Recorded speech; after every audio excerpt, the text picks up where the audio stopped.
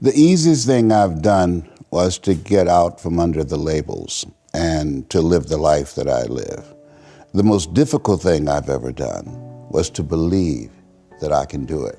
What's the difference? The difference is that when you don't know what's impacting you, and it's something that's holding you down and you're not aware of it. There are things that when you, in my situation, when you live in a dominant culture that is designed to destroy your sense of self and your belief in yourself, and you have to learn ways in which you can begin to connect with this power that you have within yourself to handle where you are. The key is to be constantly in a perpetual process of discovering the truth of who you are and fighting constantly to look for ways in which you can escape the inner conversation. Between ages 0 and 5, we determine what's available to us and what's not available to us. And so that was a defining moment. I knew there are certain things I could not do, certain places I could not go. They used to have signs on Miami Beach that said, Jews, dogs, and coloreds not allowed. And so now you have to operate within the constraints of the dominant society and the things that they've created for you.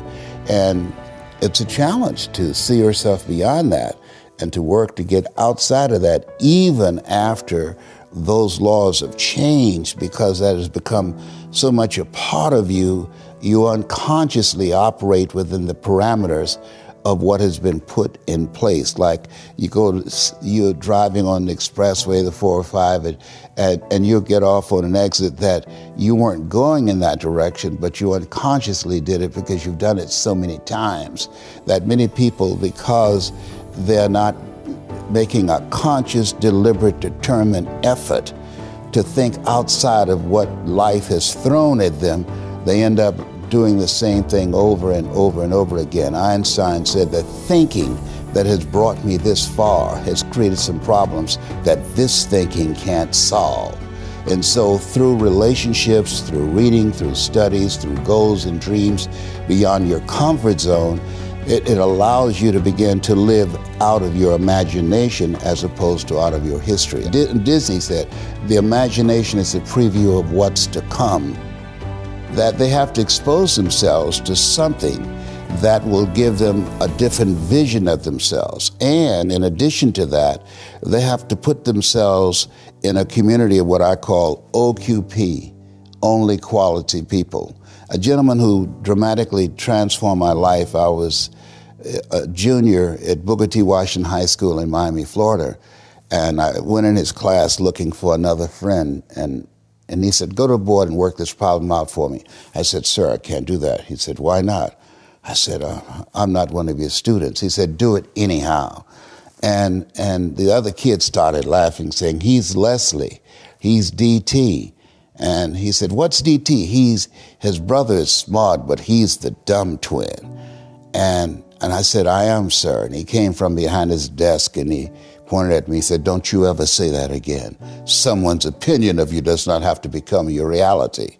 And he taught me 3 things. He said, if you want to become successful in life, young man, he said, number 1, you got to change your mindset. He said, you don't get in life what you want, you get in life what you are. Number 2, practice OQP, only quality people. You earn within $2,000 to $3,000 of your closest friends. I found that out. I left all my broke friends. I said, y'all gotta go. Because I used to be so broke, I'd pass the bank and trip the alarm, you know? And the 3rd thing he said, develop your communication skills, because once you open your mouth, you tell the world who you are. He said, those are 3 major things that you want to work on that will liberate you from living in Liberty City, living in poverty in Overtown. It will help to escape out of where you are right now, because I see you watching me and I know you want more. I can see the hunger in your eyes. You get hungry by finding something that's you. I believe that all of us are born unique, but most of us die copies. You got to find out what is it that turns you on, what resonates with you. One of the things that I realized and what allowed me to become successful as a speaker, the speaking industry has been hijacked by people who speak to sell, and it's okay to do that and make money. I speak to change lives because somebody spoke and changed my life. So this is my passion. This is my drive. This is something that I feel in my heart. And so the key to that hunger-driven life is a heart-centered life. I didn't do what I'm doing for years because of my programming, because of the culture in which I was raised in. I would see other people with degrees and PhDs and MBAs and credentials I don't have, and I convinced myself I couldn't do it. But Mr. Washington, on that day, we became friends, and he taught me not only someone's opinion of you does not have to determine your reality. He said that you have to work on yourself and you have to have an unstoppable attitude, and no excuse is acceptable, and you got to make it a priority, a non-negotiable in your life, and hold a constant vision of what it is you want to achieve. See it accomplished and go all out. Find a way to win. In spite of the setbacks, in spite of the disappointments, in spite of your failures. I tell people when I'm giving presentations, you will fail your way to success. I have a saying, as life knocks you down, try and land on your back, because if you can look up, you can get up. And so those experiences of going after goals that's beyond your comfort zone, and having relationships that will challenge you, and surrounding yourself with coaches and mentors who can take you to a place within yourself that you can't go by yourself because you can't read the label when you're locked in the box.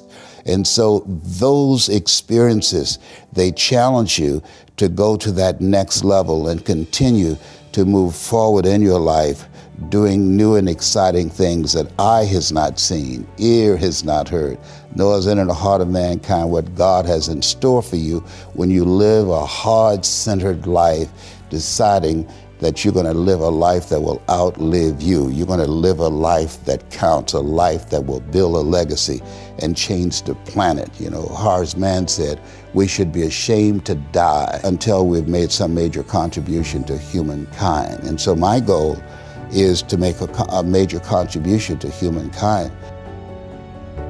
Every day when I get up, my mindset is, what is it that I can do to touch and impact somebody's life today? What is it? What does that look like?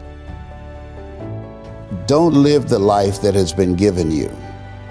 By the culture, by your parents. By their circumstances, by the people that's around you. That Sidney Poitier wrote a book called The Measure of a Man. And he said, when you go for a walk with someone, something happens without being spoken. He said, either you adjust to their pace or they adjust to your pace. Whose pace have you adjusted to? And so there are things that we pick up and we think that they're our choices, but they're the choices that we've been programmed by life to do. When we leave our homes in the morning, we're bombarded with over 6,000 advertising hits through Facebook, through Twitter, through Instagram, through television, through our phones and through our communities, and through the computers. And so all of these things are impacting us every day. So if you don't have a program for your mind, then your mind is going to be programmed, and you'll find yourself doing things that you did not know.